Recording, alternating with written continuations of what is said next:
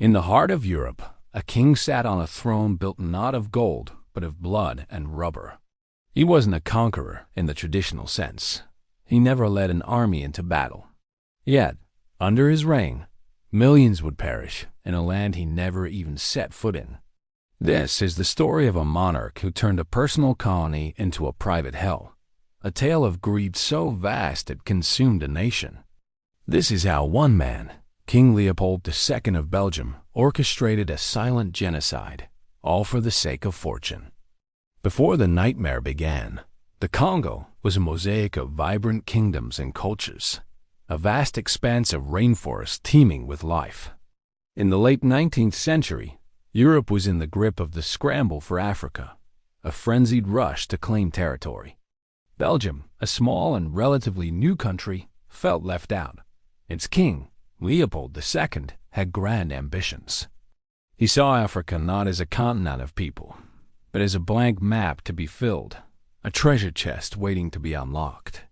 He masked his intentions with a clever disguise: philanthropy. He founded the International African Association, claiming his goal was to bring civilization, Christianity, and commerce to the Congo Basin. The world's leaders, believing his humanitarian promises, handed him the keys to a territory 76 times the size of Belgium, not as a Belgian colony, but as his own private property, the Congo Free State. It was a deal sealed with a lie, a benevolent mask hiding a monstrous plan. The people of the Congo had no idea their world was about to be systematically dismantled. The moment Leopold took control, the humanitarian mission vanished. The true prize was revealed: ivory and, more importantly, wild rubber. The invention of the inflatable tire created an insatiable global demand, and the Congo was rich with rubber vines. To extract it, Leopold unleashed a reign of terror. He created a mercenary army called the Force Public, made up of Congolese men forced to police their own people. This army imposed brutal rubber quotas on every village. Failure to meet these quotas was met with unimaginable cruelty. Entire communities were massacred. Wives and children were held hostage, starved, and abused until the men brought back their required amount of rubber. And for every bullet the soldiers used, they were ordered to bring back the severed hand of a victim to prove they hadn't wasted ammunition.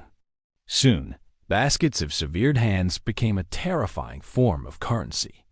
Men who couldn't find enough rubber would chop off the hands of the living to save their own lives. This was not a war.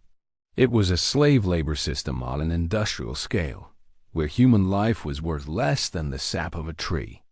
Through it all, Leopold lived in opulence in Brussels, building grand palaces and monuments, all funded by the immense suffering in his distant private empire. As the horror unfolded, a strange and unexpected hero emerged: the camera. A young shipping clerk named Edmond Morel noticed a disturbing pattern. Ships arriving from the Congo were filled with valuable rubber and ivory, but the ships returning carried only soldiers and guns.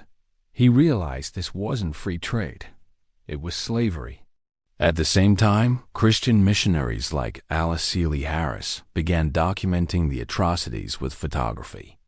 For the first time, the world saw the evidence: haunting images of mutilated children, men with their hands and feet cut off, all because of Leopold's rubber quotas. These photographs were irrefutable proof. Morel, alongside writers like Mark Twain and Arthur Conan Doyle, launched one of the first international human rights campaigns in history. They used these shocking images and first-hand accounts to expose the king's crimes. Leopold had masterfully hidden his brutal enterprise behind a wall of public relations, but the simple, powerful truth, captured by a camera lens, began to pull that wall down. The secret was out. The international outcry was deafening. Under immense pressure, Leopold was forced to relinquish his personal control of the Congo in 1908. It was annexed by Belgium, becoming the Belgian Congo. But the damage was done. While the exact death toll is impossible to know, historians estimate that up to 10 million Congolese people, half the population, perished from murder, starvation, and disease during Leopold's rule. His legacy is one of the most brutal chapters in colonial history, a chilling example of how unchecked power and greed can lead to unimaginable human suffering.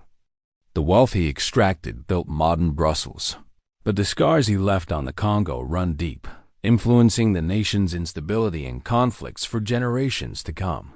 The statues of Leopold that still stand in Belgium are a source of intense controversy, a constant reminder of a king who built his kingdom on a foundation of severed hands.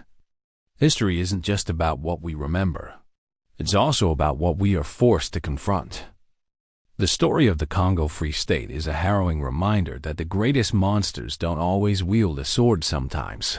They wear a crown and sign papers from a palace thousands of miles away. The echoes of their actions, however, can last for centuries. Thanks for watching.